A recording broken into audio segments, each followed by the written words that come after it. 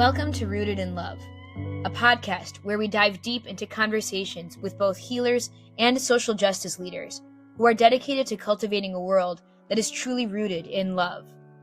Join us as we intertwine powerful insights and visionary ideas that inspire us to reimagine what it would look like to truly be in radical, loving community together. My name is Colette Gunim, and I'm a documentary filmmaker that is now venturing into the world of podcasting and social media.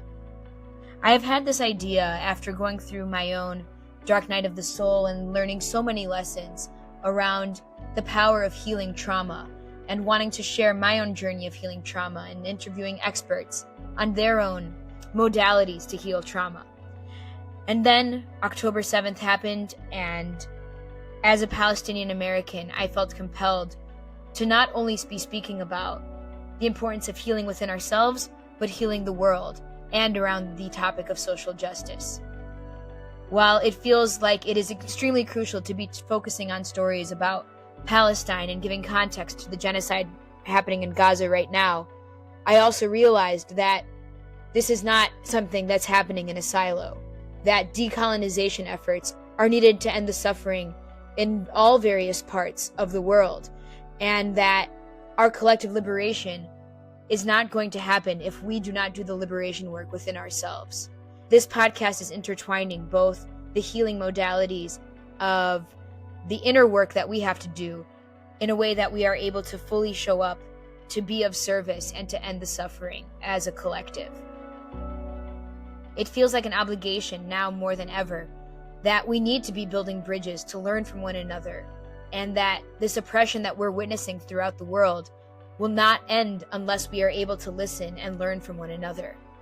So today, in our very first episode, we go in depth on the ongoing genocide in Gaza with one of the most inspiring Palestinians I have had the honor to know and has been a wonderful mentor of mine. His name is Iymen Chehade, and he's an incredible person, professor, leader, and visionary that will be sharing a bit around what caused this genocide that we're witnessing now and what our role is in being able to end it. Thank you for taking the time to expand your mind and open your heart towards our collective liberation. This is Rooted in Love.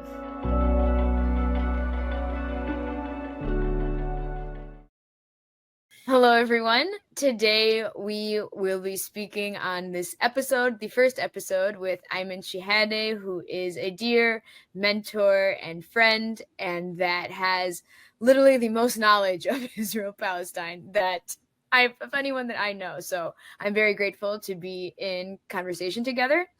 Today we are going to be giving some background context that is extremely needed, especially right now as we are seeing the genocide continue to unfold in Palestine and specifically in Gaza. And so with Iymen is a professor at both Columbia College in Chicago and at the Art Institute, and also founded the first Palestinian theater in the US called Uprising Theater, which we will learn more about as well.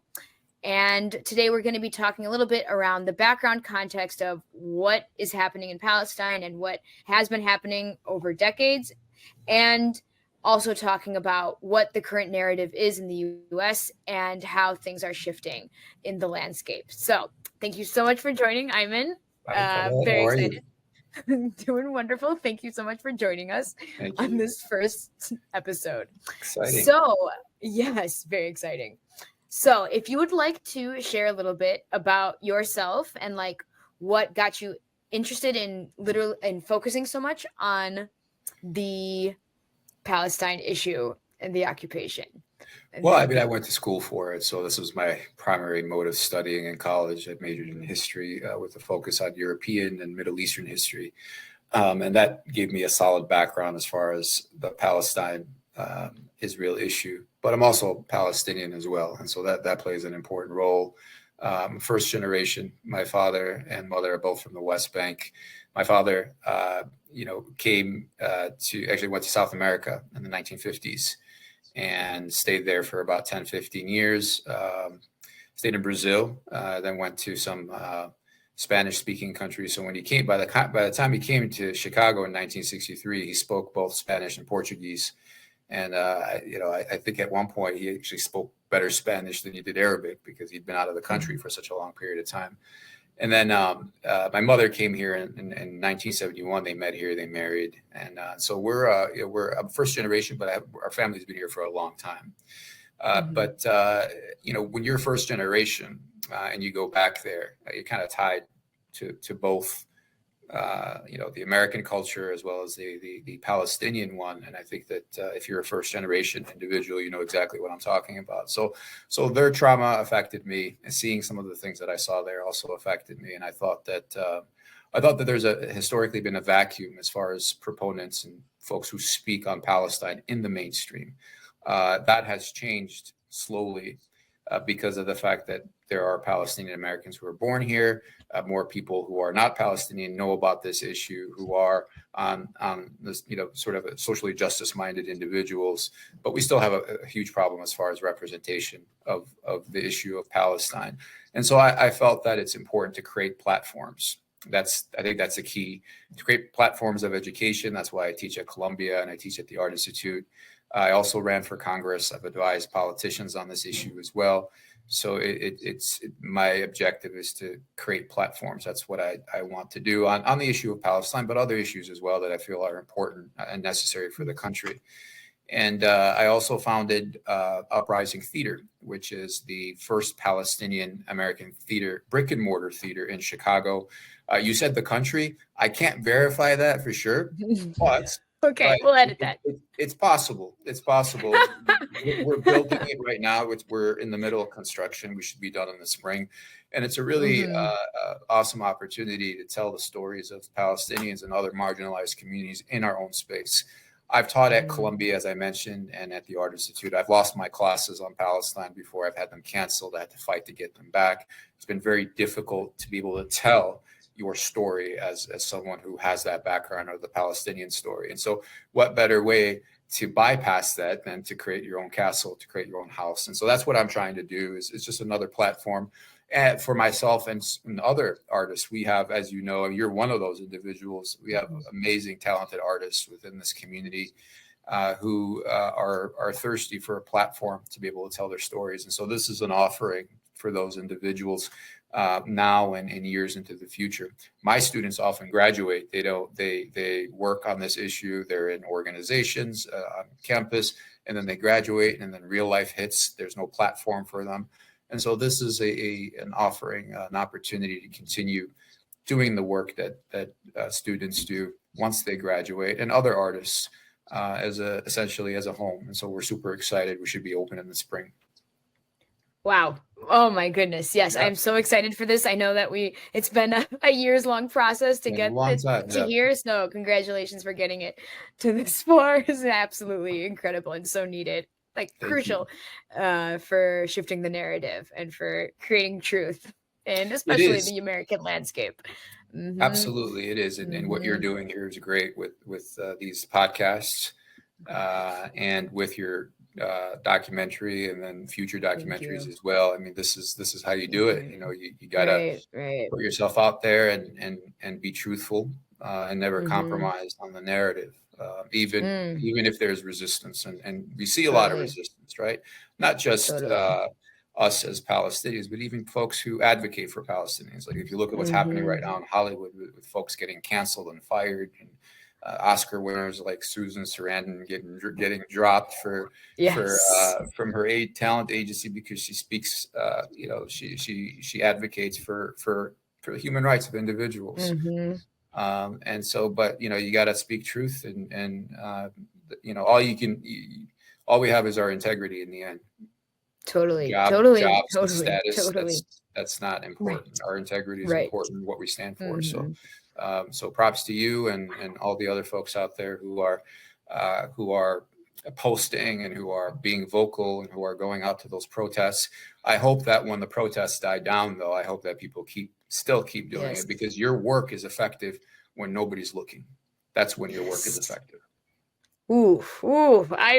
Yes, totally, 1000%, so true. And you are also in that role of living your values. So very, very grateful to know you and for your work as well.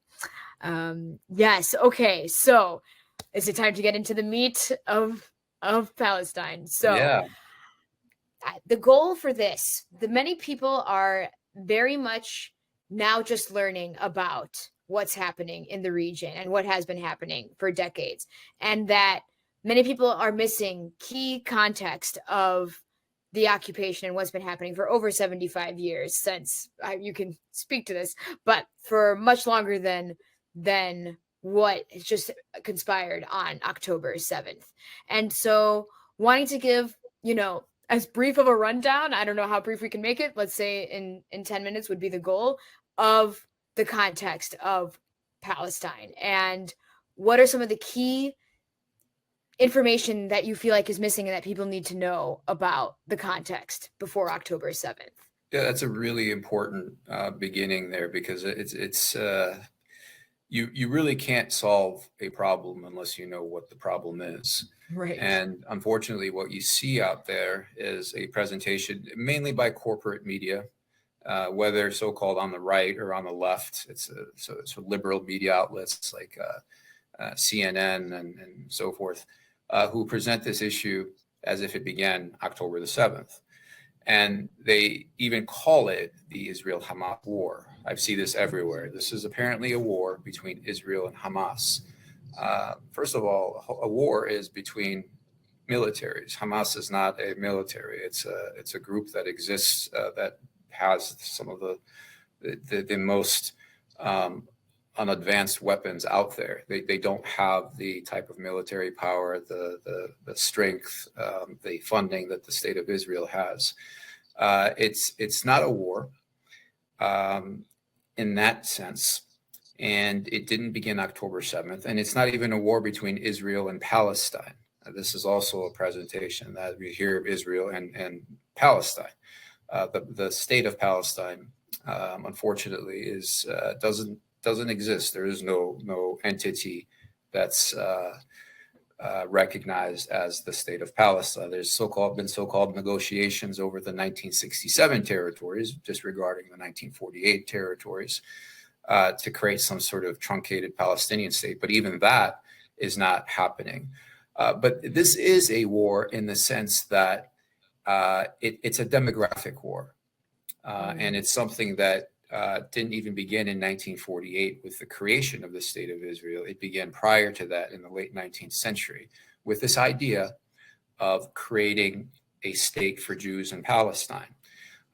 The idea of Zionism, which comes to us from Europe, it's a nationalist idea. It's an idea that Jews from around the world or from Europe at that time should create a state of their own. And it's a product of the nationalism that occurred beginning with the French Revolution in 1789. Nationalism swept throughout Europe, and peoples decided that they want to be their own entity based on some sort of similarities.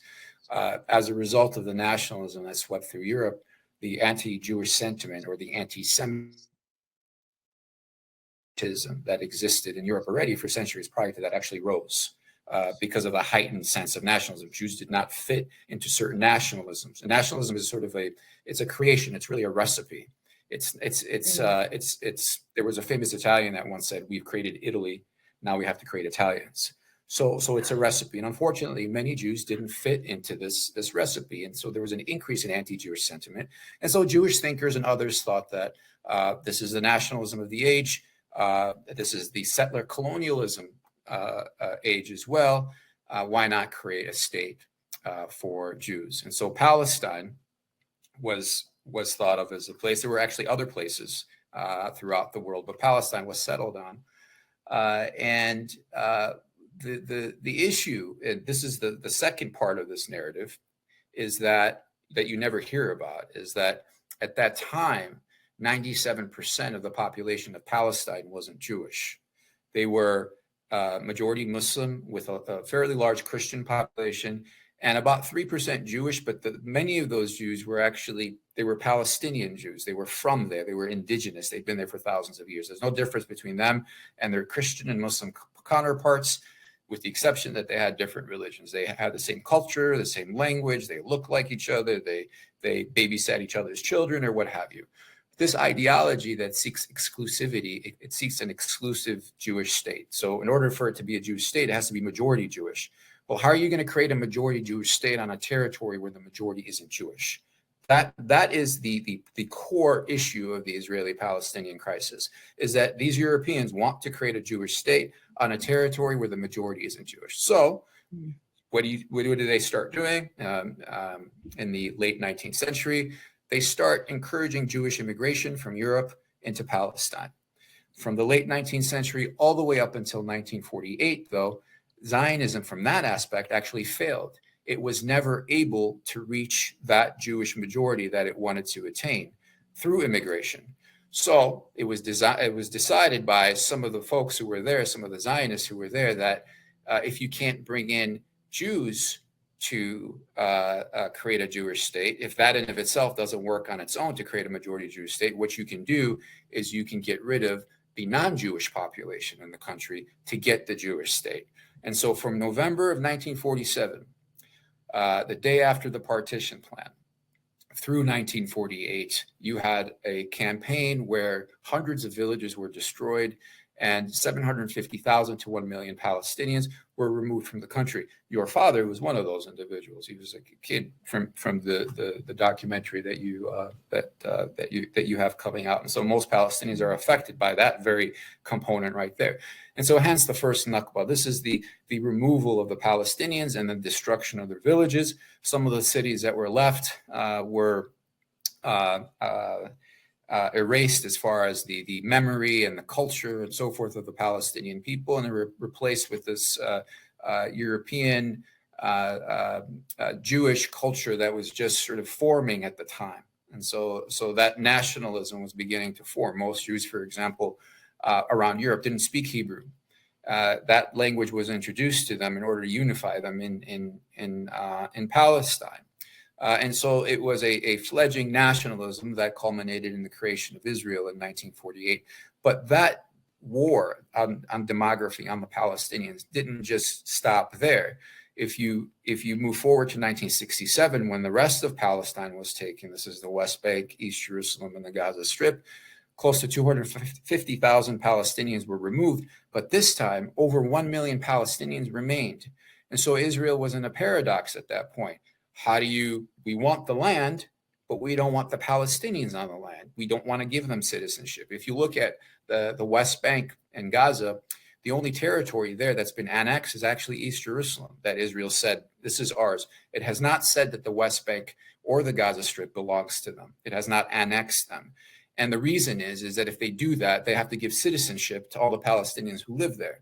And that upsets that demographic balance, that core issue that we're talking about. So Israel's solution to that is to build this disturbing, very odd infrastructure of settlements, of bringing in Israeli Jews and putting them in the midst of Palestinian areas, usually on high ground, and separating those settlers and settlements from the Palestinians, and separating the Palestinians from their land, gobbling up most of the resources, creating a situation there that Desmond Tutu and other anti-apartheid leaders who went to Palestine said, and he himself said this, that the type of apartheid, the type of situation that exists in the West Bank right now is worse than the apartheid that Desmond Tutu had seen in South Africa.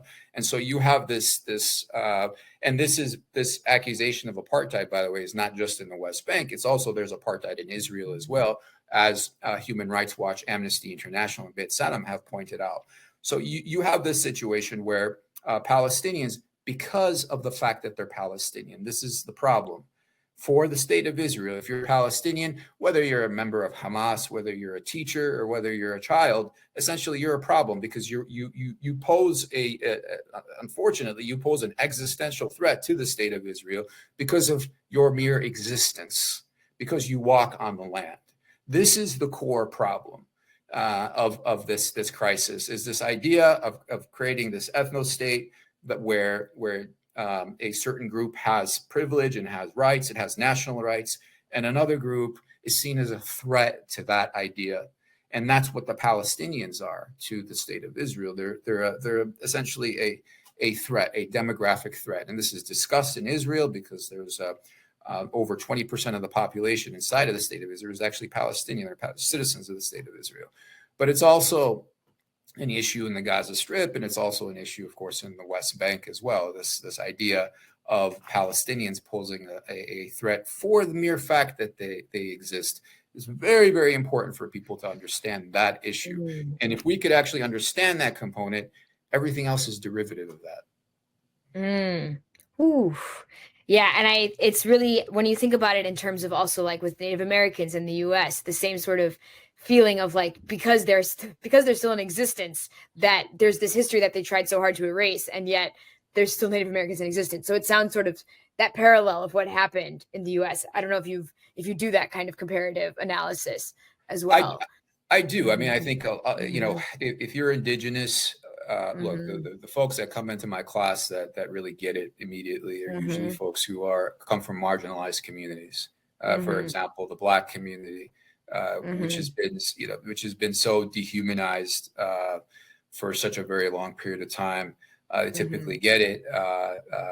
Latinos, people who are LGBTQ, people who are typically are under some sort of system of marginalization, get it really quickly. And most people, after you spend 15 weeks with them and you present them the facts, really understand. But unfortunately, that's a platform that is rare. And on many occasions, there's been an attempt to get rid of that platform. It's very tough for the population to be able to sift through a lot of the misinformation out there because it's delivered to you. It's delivered to you and you hear about it. I mean, I even have good friends of mine, very close friends of mine, who for the first time, they know my background and they know what I do, but for the first time, because the issue of Palestine is seeped into the mainstream, that they ask me questions, and I know that they've been watching CNN or Fox News or some sort of corporate media or what have you, that they don't really understand what the core issue is. And so that's why your question is so important, so vital, because it's actually simple. It's really simple. And if we can grasp what that means as a collective, then we can work for a viable solution. But until we can sift through that misinformation, people will never know. People will still point to groups or last month or what have you in order to say, well, this began at this period of time. Instead, we have to go all the way back quite a bit of time and do the research, and we'll gain a solid understanding of what the reality is on the ground. Fantastic. So this leads me into the next chunk, which is around this idea of these narratives that have been spread and that are confusing people because they do not know which side to understand, and that they feel like, I have to get an analysis. And one of the big points that I have heard often is this idea of like who is actually indigenous and native to the region and to Palestine, and people quoting the Bible, Quranic verses that God gave the land to Israelites and that kind of thing. And if you have any, I don't know, where are you on that, and like what kind of background could you give on those kinds of statements as well? Well, that's a good question. That argument is often presented because if it's presented as an issue of Bible or God or what have you, then the mere fact that Judaism comes before Christianity and Islam, and since most Palestinians are Muslim or Christian, then since Judaism precedes them, then all of a sudden people who are Jewish, of the Jewish faith are somehow indigenous to the country. But that's like saying somebody from Arkansas who's a Christian is indigenous to Palestine, and they have more rights over the Muslim Palestinians there because Christianity was there. Somehow they have an ethnic connection to it. And it's just simply it's a problematic narrative. Now, there are some Jews certainly who are indigenous to the Levant or to the areas that's referred to the Middle East. There's no doubt about that. As far as European Zionists are concerned, that's a difficult one to be able to sort of figure out. Palestinians have been there for thousands of years. They are indigenous to the land, and they are the products of all the civilizations that have been there, going all the way back thousands of years. The Canaanites, the Greeks, the Romans, the Israelites prior to them, the Byzantines, the Ottomans, the Mamluks, all those people that have been there for thousands of years. The Palestinians are products of those individuals and empires and so forth. Now, their language may have changed, or their religions may have changed. Palestinians are the first Christians. Palestinians gave Christianity to the world. They're majority Muslim now, but if you go back in time, you'll see that Palestinian ancestry dates back to Christianity, and prior to that, to Judaism. Judaism is indigenous to that area. And so they are the products of all those people that have lived there for thousands of years, not somebody that's coming from Poland or Lithuania or Russia or France or what have you. The Palestinians are indigenous, and to deny them that, to other them in their own land, has been one of the tragedies of this issue. Definitely. And I think also the fact that, like, the idea also that somehow that gives a pass to be able to ethnically cleanse and steal and murder, that, like, if we're going to speak around the Bible and like religious texts, like, very clearly states like this is also not okay to do within all religions. And so giving that as an excuse to commit such atrocities also feels very false. Yeah, Israel was founded by, or the idea of Zionism was led by atheists who were culturally Jewish, or some of them claim they were ethnically Jewish, or what have you.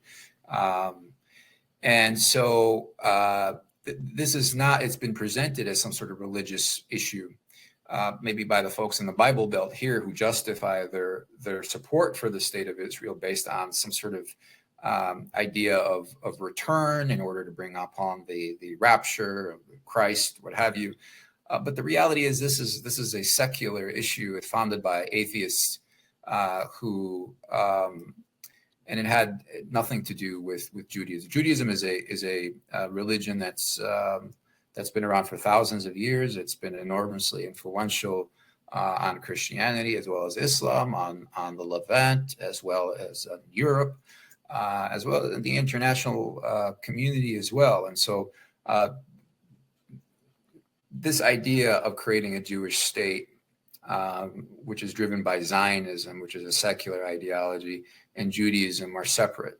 And the evidence for that is that some Jews are Zionists, but not all Zionists are Jews.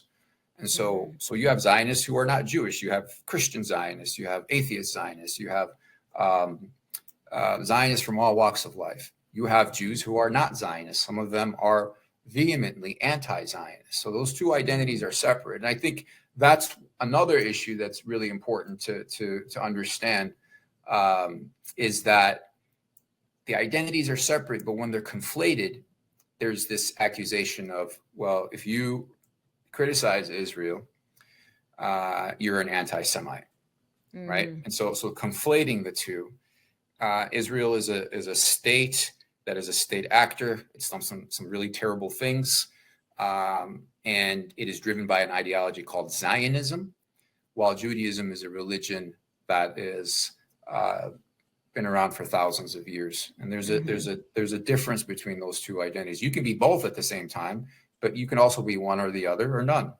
And so that's important to understand, because that's the way that people have shut down conversation about Palestine and Israel, is that you tweet and you say you support Palestine, and all of a sudden you're canceled. You're called an anti-Semite. You say that you support Palestinians. You're disgusted at the thousands of children who have been killed. Poof, you've just been labeled as an anti-Semite. You're canceled. We see what's happened in Hollywood with some of these folks who've come out and supported the Palestinians. People are scared. People are very scared. I just had a situation at the School of the Art Institute where the president of the school wrote a letter and recognized the deaths of Israeli civilians, but did not recognize the fact, even say the word Palestinian. And at that time, it was a few days after October 7th, thousands of Palestinians had already been killed, but didn't even say the word Palestinian. Why? So me being me, I wrote her a letter. and I CC'd the entire faculty on it.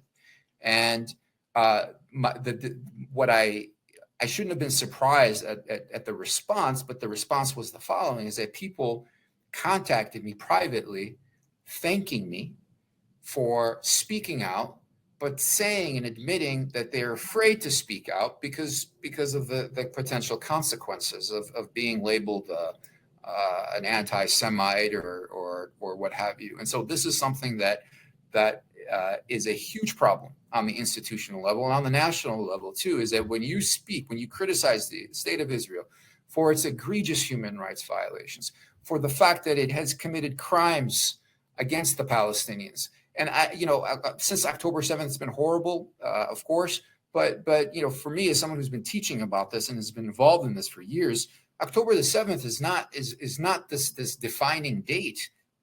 It precedes that by decades. And so we have to look at this situation collectively. And when we do, as a collectively, in the sense that we have to go back in time and look at it. Unfortunately, the narrative that we see and the discussion that is shut down when you shut down conversation, what happens is that you create confusion, misinformation, and so forth. And that's what these folks try to do. They label you as an anti-Semite, and all of a sudden you can't talk anymore. And people, unfortunately, we see folks who delete their tweets, who retract their statements, or why? Some of these statements are true. Israel has committed crimes against Palestinians. Apartheid in of itself. Let's put October the 7th and since October the 7th aside, with the killing of almost 20,000 Palestinians. That's 1% of the population of Gaza, by the way, and we'll get into that in a second. But why not discuss this whole issue collectively? And I'm afraid that that's something that people are scared to do. They're just scared because they think that they're going to get fired, and it's true. They can get fired, they can get canceled, they can get attacked, and it's really unfortunate to see. And so my question for you would be: the people that are afraid to speak up or are scared of very real consequences of losing their job or losing opportunities, that kind of thing, what would you say to these people? Like, how would you encourage them to continue to use their voice to speak out against the atrocities? Well, I'll tell you this. I mean, in an ideal world, if everybody spoke out, you can't fire everybody, right? Right? You can't fire the entire world. You can't just fire everybody and say, everybody who speaks out, you're all fired, because then the whole country would be fired. There are people, times are changing. People are looking at this issue differently. It's an individual sort of thing. I mean, I can't, I'm invested in this, right? I am a Palestinian American. I'm also somebody who's worked on this for years. I also believe in the idea of speaking out. Speaking out actually makes you more powerful. It doesn't diminish your power. What diminishes your power and puts out the flame is when you don't speak out on things.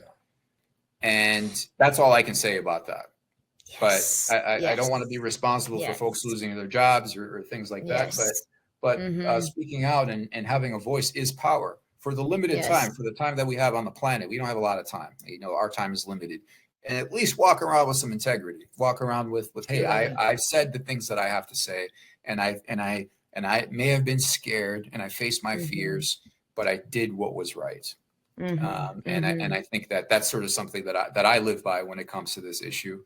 But I can't speak for everybody. So. Right. And like meeting people where they're at, of like, okay, however you can at this moment, whether it's calling Congress anonymously, like whatever you can do, is all of these pieces are necessary and needed until you get more and more comfortable and like gaining the courage to actually be able to use your voice. It's not easy, but it is so needed. It's not easy at all. It's not easy at all. And I think that if you look at you see Palestine is seeped into the mainstream. I hear people, I'm walking down the street, I'm hearing people talking about it and so forth.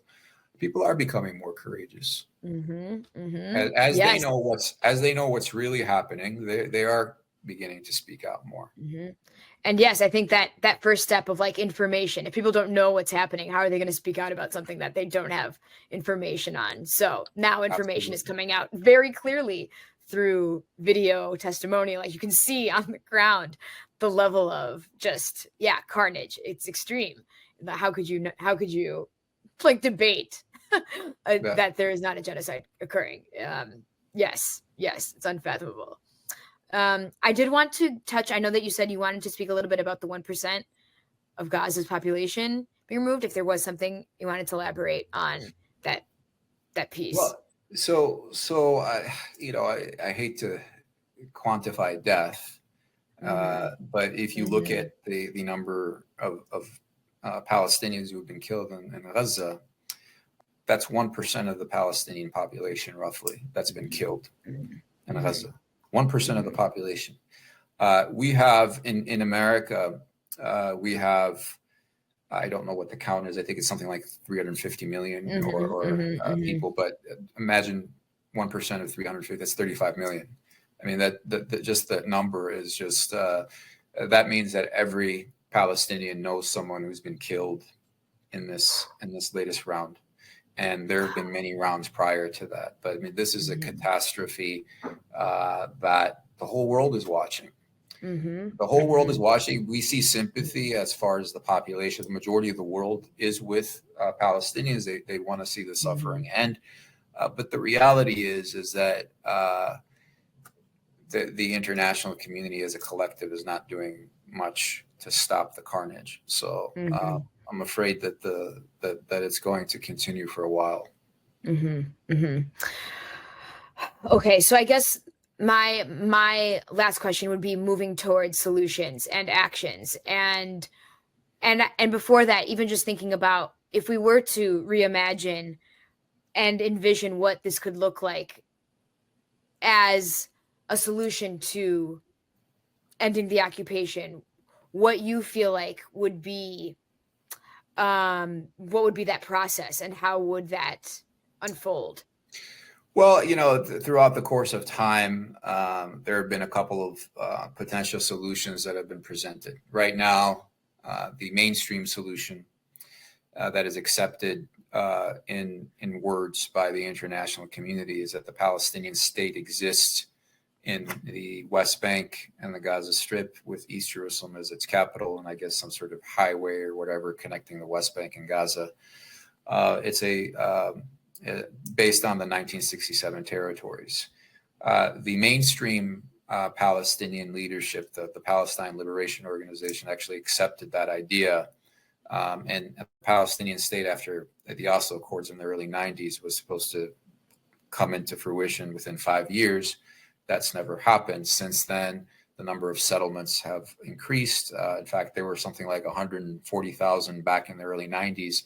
There are over 700,000 today when you include East Jerusalem. So those settlements are in the heart of the area that's supposed to be slated for a Palestinian state, making it very difficult to establish one.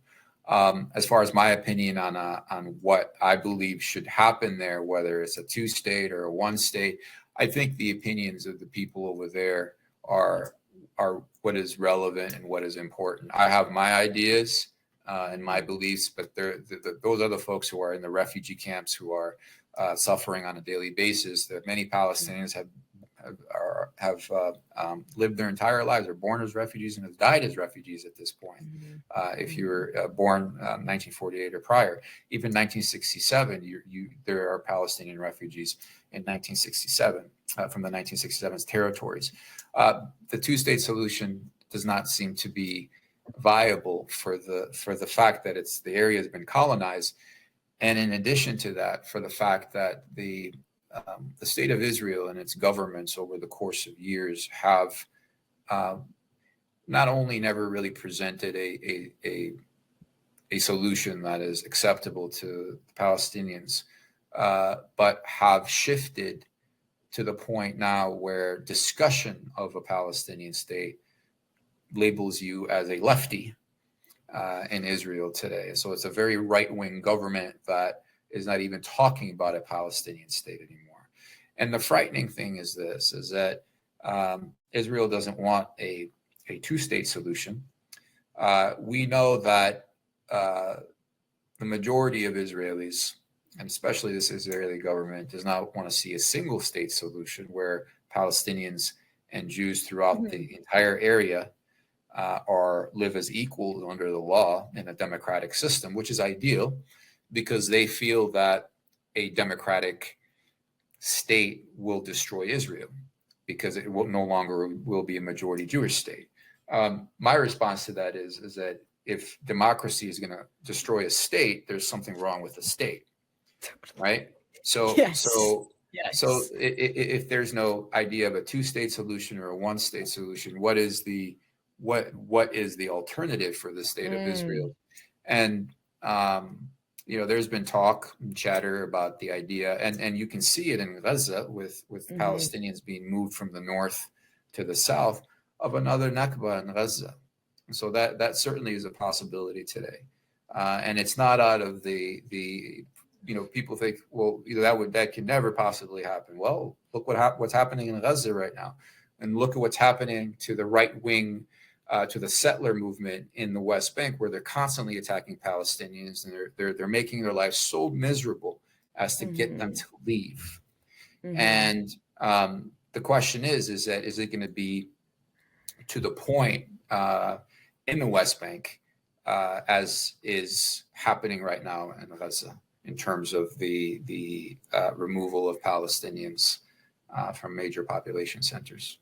And the difficulty too with the idea of the two-state, that I have also had a lot of conversations about this, is this idea of like the illegal settlements, that there are so many Israeli settlers on the West Bank side and so many Palestinians in occupied 48 territory, that there's no way that could ever feasibly make sense. So yes, it is difficult to see that as a viable option. Yeah, I mean, if you looking at it from the perspective of the Palestinian people who live in the refugee camps of the West Bank, and who live in the refugee camps of Gaza and Lebanon, and forget the area has not treated the Palestinians very well at all.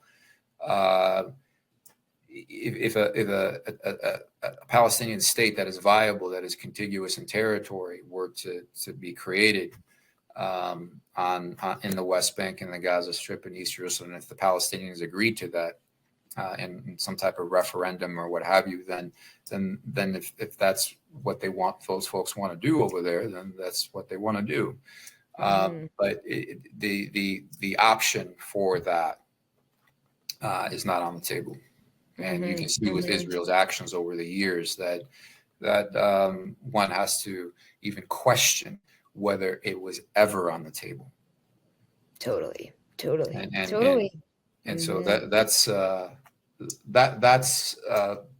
question that if you look back throughout since Oslo, in the last 30 years or so, Israel's actions have not indicated that they want a state that is the Palestinian state that has continuity, that is in accordance with the pre-1967 borders. What is left is the idea, and this is there's an alternative, which is the idea of ethnic cleansing, which a lot of right-wing Israelis have been encouraging. But the alternative would be a state where Jews can live in safety and security, and Palestinians can do the same thing. Arabs, Muslims, folks who practice Judaism, everybody, in a state that recognizes the rights of everyone. That would be the ideal solution. Everybody, all the people who live there, have a right to freedom, dignity, justice, and opportunity, and it shouldn't be just for a specific group of people. That is unacceptable. And as a Palestinian American, and most Palestinians around the world, that is not something that they will ever accept. Right. And this is why this is so difficult, because this is not the basis of how Israel was created, was that they would never agree, they would never willingly agree to have a state that was not Jewish and have it be secular and democratic for all, because that goes against the core tenet of like the Zionist mandate, you know, the goals. So how would that come into fruition if they would not willingly create that? How It would would that have to happen? be right. Well, I think that that's a really good question. And it's a question that's going to take time. And it's a question that it's about revelation. It's about people knowing and understanding what Israel is doing to the Palestinians on a collective level. And it's also changing policies here in the United States towards Israel to be fair to the Palestinians and understand that the Palestinians are also human beings and that Palestinian babies are just as beautiful as any other babies, and that the killing and the oppression and the generational trauma needs to end. As far as what I've tried to do as an individual, as you know, I try to create these platforms at universities. We have the theater. I ran for Congress because I think that the fastest way to change is through the political system. If everybody was justice-minded in the House of Representatives, then we wouldn't have this problem. We wouldn't have a lot of problems, right? And so I try to put myself in positions where I can make a difference. And I think a conscious effort by people to do something on this issue will play a huge role. For a very long time, I especially after October 7th, I was in a situation where I was just very depressed. And I said, wow, all these years of this and the lectures and the teaching and the interviews and then going, creating, running for, all of these things. It just doesn't seem like it's had an effect. The reality, though, is it has, because I've had dozens of people from over the years reach out to me and not only check up on me, but as if I'm in a it's the people over there that need to be paid attention to right now, but also say that the class itself has really made them understand truly what this issue is about. And so I have a lot of students who are activists on this issue. Wow. I have people who have gone on birthright trips that are now just solidly pro Palestinian rights and want to see an end to this issue and rights and dignity for the Palestinian people. So the little things that we do really add up over the course of time. Definitely. You have been a trailblazer for so long to be able to get people to understand and to be awakened to really what is happening on the ground there. So you are doing the vital work that is needed in academia and in other spaces, and now with the theater as well, which is incredible. Is there anything that you would like to add about the theater too and your goals for that? As I mentioned previously, I mean, I think it's a good opportunity. It's a rare opportunity. The reason why the theater was founded in the first place is because of the cancellation of my class, my Israel-Palestine class, over showing an Academy Award nominated documentary called Five Broken Cameras, which you're very familiar with, Colette. And it was very disheartening to me to lose that class. I got it back because we did a campaign to get it back. But the idea of simply teaching would get you canceled or try to get you canceled, created a motivation for me to have my own space where nobody can take that space from me. So that's why Uprising Theater is there. And really one of the best ways to reach and affect people is through the medium of art, whether it's through documentaries or whether it's through plays or theater or whatever it is. Art has a huge role to play. I teach at the Art Institute. I teach at Columbia. That's a media school, or SAIC, of course, is an art school. There's a lot of talent there, and they're looking for spaces. I think it's going to be good for the Palestinian American community in Chicago. And it's going to be good for BIPOC because it's also a BIPOC theater. It's linking BIPOC with the Palestinian cause. There's this problem that exists amongst progressives. And as you know, the PEPs out there, right, being progressive except Palestine, you see that a lot. They're supporting all these progressive causes when it comes to Palestine. Oh, totally. That's a tricky subject or what have you. If you're not a supporter of Palestinian rights, you're not a progressive. You're just not. That is the litmus test of the modern age. If you are pro-Palestine, if you have the guts and the courage to speak out about it, then you're definitely a progressive. If you don't do that, you cannot call yourself a progressive. And so this is a way to link these communities together, because I think that our allies are definitely, we have a lot of allies outside of the Palestinian American community. We need to reach out to those folks and support their causes. And support the Black struggle, support the rights of the Latino community, and support other marginalized individuals. And you're going to get support back. Definitely. And I think, once again, this awakening, realizing that like all of this is a collective struggle for the same liberation, and that Palestine has become the symbol for our collective liberation as people who have been oppressed around the world and in the US as well. So that is tremendous.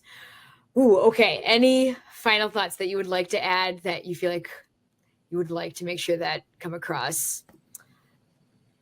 I think that my final thought would be for those folks. One of the questions that people would ask me who reach out after years, I've been teaching this class for 13 years now, is what can I do? People, I feel helpless. I feel like I can't, there's nothing that I can do. What can I do? There's always something that you can do, right? I mean, you don't have to be, you don't have to have a specific platform, right? You can support organizations that are helping the children in Palestine, for example. You can attend an event and show solidarity with folks who are working on this issue. There's a lot that can be done. And nothing that you do is ever too small. Totally. Because when we think of it that way, then nobody's going to do anything. Right. And it's all of these, like, inch by inch, that it's going to create this collective movement that has already been happening for a long time. And that now it's reached the peak of, like, yes, people understanding and waking up. Absolutely. Totally. And I think people are fundamentally good. People are fundamentally good, and they just, it's just a matter of knowing the reality of the situation. And that's why these platforms are important. That's why your documentary is important. That's why we got to keep doing the things that we do, even if it sometimes it's, especially in the last month or so, it's been quite, it's been very depressing. Yeah. Very tough. But yes, there is still definitely hope, and that, there's a shift happening in human consciousness in general because of Palestine. So it's a pretty amazing, it's a terrible, and then it's also absolutely beautiful to see humanity coming together in this way. So it is. You can see the hundreds of millions of people that are supporting the Palestinians, and you can't. That's not going to disappear. No, it will not. Yes. Well, thank you so much. Oh, yeah. One more thing. Yes. One more thing that I'd like to, and I've noticed this, and I said this a little bit before in the podcast, but there is going to come a time when Palestine and Gaza are not going to be in the news and as much. But I can tell you this, the occupation is still there. The oppression is still there. The egregious human rights violations are still there. The apartheid situation is still there. Just because it's not in the news doesn't mean it's not there. So continue to be active and to work on this issue all the time until it ends. Not just when it's in the media, all the time. Yes. Thank you, Iymen. Yes. So true. Yes. Amen to that. Like 1000%. That it's not just a hype that we're all focused on right now, and that it will go away once when there is a ceasefire. That's only step one. That's exactly. only step one. Exactly. Mm-hmm. And you're most effective when nobody's watching. That's when you're most effective, when nobody's watching. Mm-hmm. Thank you for those wise words. Definitely for the ending. Thank you so much. And we'll go ahead and drop links for people to be able to follow your work and to be able to support Uprising Theater and all of it. Yes, we are so grateful for your incredible knowledge and insight that is so needed right now. So thank you for being so open and willing to share. Thank you for creating this platform. Looking forward to seeing more of it in the future. Thank you so much for tuning in to this first episode of Rooted in Love featuring Professor Iymen Chehade. It truly means so much that you spent your time listening in to learn about the history of the occupation and what we can do to make sure that we're using our voice to end the injustice and genocide that continues to rampage on with our tax dollars.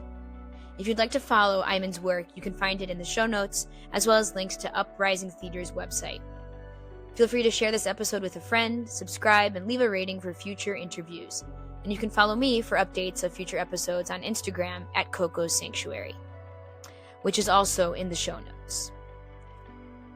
The next episode will be all around war tax resistance and interviewing those who have done this for decades, as it is a tangible act for us to ensure our funds are redirected away from the military industry complex. So excited to be on this journey with you all. Thank you so much for watching this very first episode and excited for what's to come together.